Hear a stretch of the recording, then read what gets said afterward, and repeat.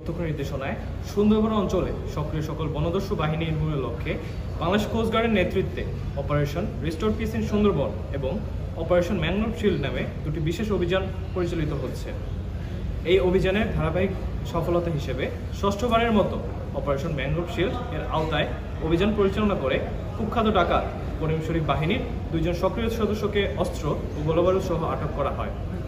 গোপন তথ্যের ভিত্তিতে জানা যায়, সুন্দরবনের কুখ্যাত ডাকাত করিম শরীফ বাহিনীর সদস্যরা খুলনার দাকব থানাধীন সুন্দরবনের ঢাংবাড়ি খাল সংলগ্ন এলাকায় অবস্থান করছে। প্রাপ্ত তথ্যের ভিত্তিতে আজ 17 মে 2026 রবিবার ভোর 4টায় কোস্টগার্ড বেস মংলা কর্তৃক উক্ত এলাকায় বিশেষ অভিযান পরিচালনা করা হয়।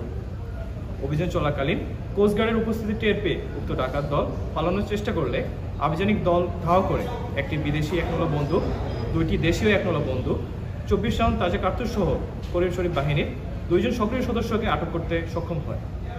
এ সময় আটককৃত ডাকাতদের কাছে জিম্মি থাকা 4জন জেলেকে উদ্ধার করা হয়। আটককৃত ডাকাত মোহাম্মদ রবিউল শেখ বাগেরহাট জেলার রামপাল থানা এবং রাজন শরীফ বাগেরহাট জেলার মোড়লগঞ্জ থানার বাসিন্দা। রাজন শরীফ করিম শরীফ বাহিনীর সেকেন্ড ইন কমান্ড হিসেবে দীর্ঘদিন যাবৎ সুন্দরবনে ডাকাতি সহ সাধারণ জেলে ও বাওয়ালিদের জিম্মি করে মুক্তিপণ আদায় করে আসছিল। উল্লেখ্য, রাজন শরীফ এর বিরুদ্ধে বাগেরহাট সদর থানায় একটি হত্যা মামলা রয়েছে। জব্দকৃত অস্ত্র, গোলাবারুদ ও আটককৃত ডাকাতদের পরবর্তী আইনের ব্যবস্থা গ্রহণ এবং উদ্ধারকৃত জেলেদের পরিবারের নিকট হস্তান্তরের কার্যক্রম প্রক্রিয়াধীন রয়েছে।